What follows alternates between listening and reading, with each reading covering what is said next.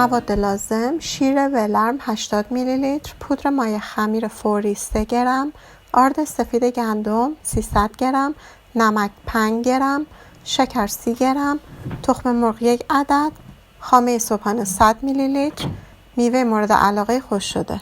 پودر مایع خمیر فوری رو به شیر ولرم اضافه کنید، مخلوط کنید و بذارید 5 دقیقه بمونه تا حباباش مشخص بشه. آرد رو به کاسه بزرگ اضافه کنید، نمک رو اضافه کنید، شکر رو اضافه کنید، مواد خشک رو با هم مخلوط کنید، خامه رو اضافه کنید،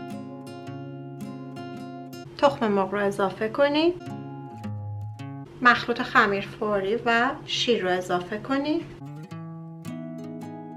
و مواد رو با هم مخلوط کنید تا زمانی که به شکل یک خمیر صاف و لطیف در بیاد.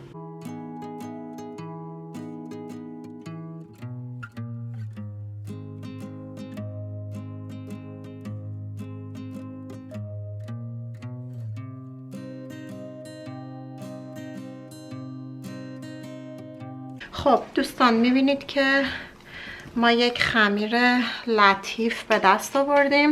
این خمیر رو اجازه بدید برای 1 ساعت استراحت بکنه تا سایزش 2 برابر بشه. در این حین میوه خشکی که داریم میتونه توت باشه، میتونه انواع بری ها باشه، میتونه انجیر خشک باشه، هر چیزی که مورد علاقتون هستش رو به صورت تکه های ریزتری خرد میکنیم.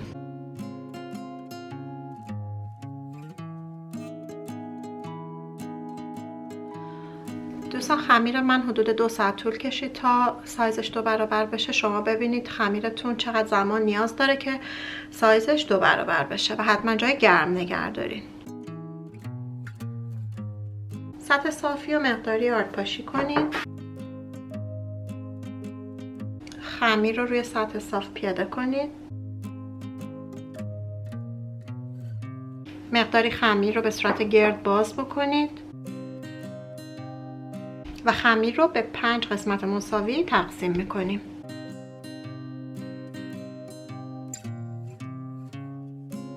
هر قسمت رو به صورت گلوله های گرد یا همون چونه های گرد در بیارید.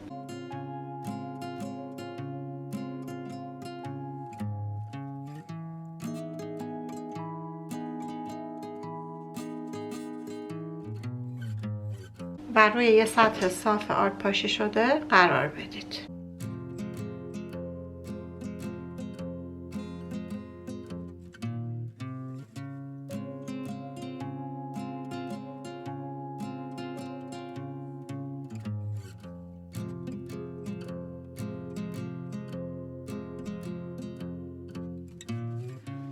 روش رو با پلاستیک بپوشونید و اجازه بدید برای 15 دقیقه استراحت بکنه.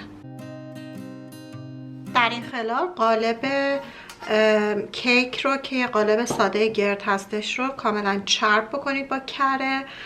این قالب حدود 20 یا 21 سانتی متر هستش. یک کاغذ روغنی یا همون کاغذ شیرینی پذیر داخل قالب بذارید.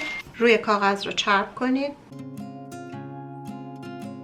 و کنار بگذارید.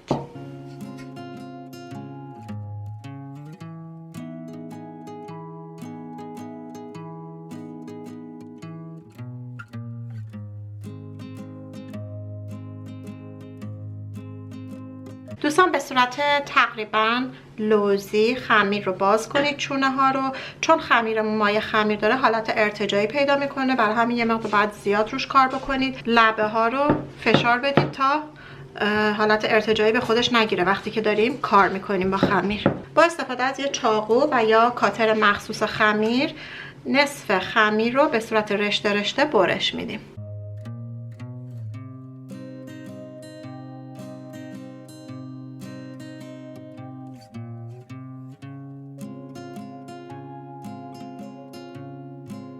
از میوه خشکی که خرد کرده بودیم مقداری به این قسمتی که کات نکردیم میریزیم و خمیر رو جمع میکنیم.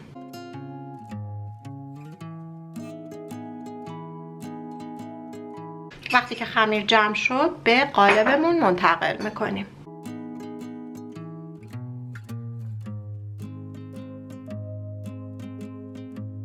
دوستان بعد از اینکه تمام چونه‌های خمیر رو به این شکل آماده کردین، روی قالب رو با یه پلاستیک بپوشونید و اجازه بدید برای 1 ساعت یه جای گرم بمونه تا سایزش 2 برابر بشه. نونمون کاملا 2 برابر شده. الان موقع گذاشتن توی فر هستش. قبل از اینکه داخل فر بذاریم مقداری شیر تازه رو روش براش میکنیم.